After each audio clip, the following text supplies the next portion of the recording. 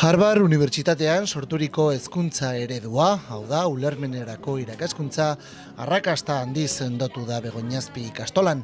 Visible Thinking, ulermen proiektuetan oinarritutako ikasketa, liburuen ordez geuk sorturiko materiala eta ia azterketa barik, emaitza hobeak eskuratzen dabezan eta hobeto prestaturiko ikasleak doguz.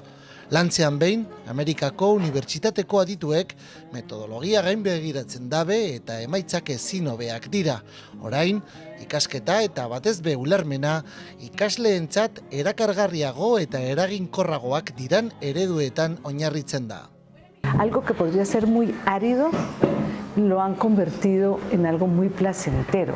Entonces los estudiantes se han apoderado, apoderado de su trabajo y han adquirido su posición en el proyecto, y lo mismo los maestros. Se ve un nivel de apropiación y de entusiasmo por lo que se está haciendo.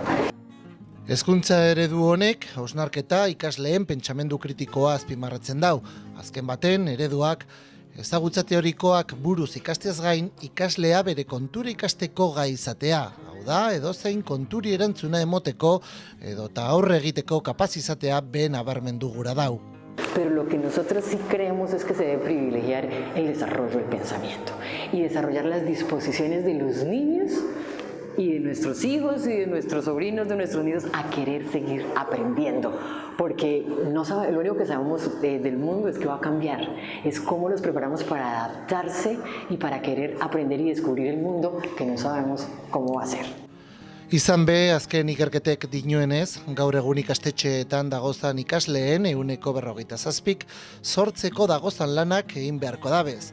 Beraz, ulermenerako irakaskuntza daborduko 5 kontinenteetan edatu da. Etorkizunean profesionalak izango diran eta egun ikasleak diranak eziteko.